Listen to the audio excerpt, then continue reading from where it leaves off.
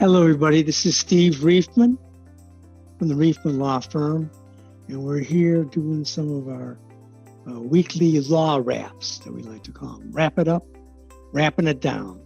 So this week, we're going to concentrate on some stories, actually. I want to tell you about some things in my career and how they worked out for me and became very important foundational issues for me. Number one, I want to tell you about is Rosa Parks.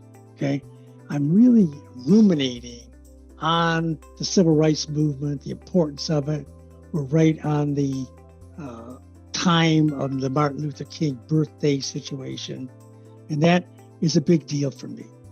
I always like to pay credence to King Day, but my experience was with Rosa Parks. Now, how was that? As a young federal defender, even, I came to know that Rosa Parks was around the federal building.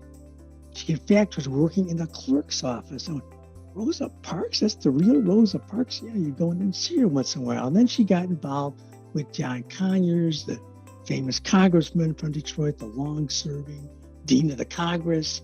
And as the years unfolded, we knew she was in Detroit. I had some understanding and knowledge of her being around, but I really wasn't involved with her. But then in 1997, actually on July 30th, there was a terrible tragedy amongst the Parks community. Mrs. Parks had an institute called the Raymond and Rosa Parks Institute for Self-Development.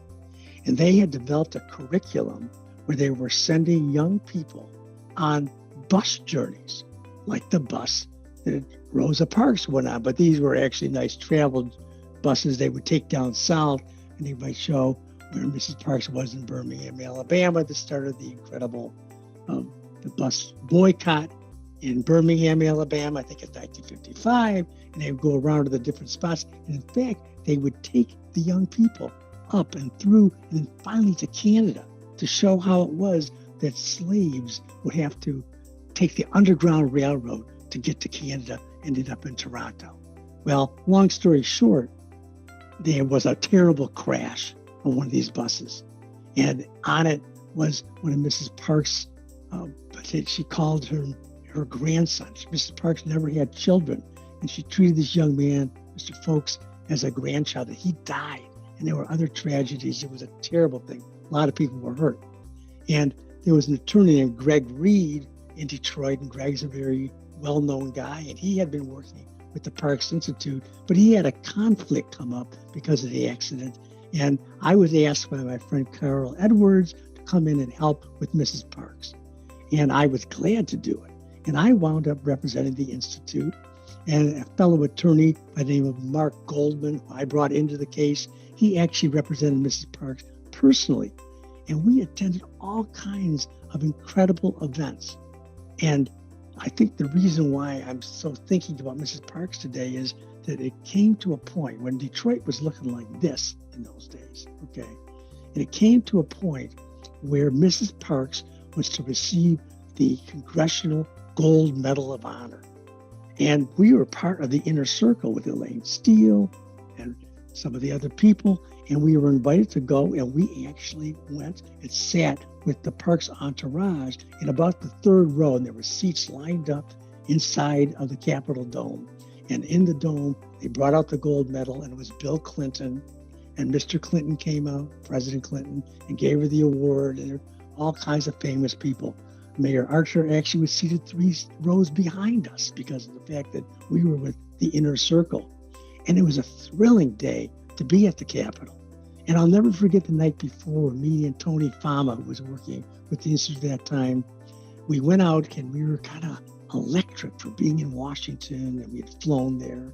And it was so exciting to be with the entourage. And we went to the Capitol building, and we stood in the very spot, and we looked up at the location of the Capitol building that was breached this week. And we said, wow. And I remember the Capitol Police coming out, and they were quite friendly to us. And it chills me to think of what happened there and how it is that that wonderful statuary hall where Mrs. Parks received the gold medal and we could be with her. And it was a thrill. And I'm going to continue some of these law raps about my experiences because I did actually do legal work for Mrs. Parks. And I got to know her very well. I went to her apartment, and I'm going to just finish today's episode of Law Raps by telling you about one incident. And that was after Jennifer Granholm had become the Attorney General of the state of Michigan. She served in that office before she ran for governor and served for 8 years. And this is about 1999, I believe. And we were there, and we were in the auditorium, the Friends Auditorium, where they actually do the Detroit Film Theater. And the place was full of people, and Mrs. Parks was there, and everybody was celebrating, and there were all kinds of great things going on. There was great food and a cake. And then at one point, Stevie Wonder actually walked in the back of the auditorium and sang out the Martin Luther King birthday song, "Happy Birthday to You," to Rosa Parks. It was a great day.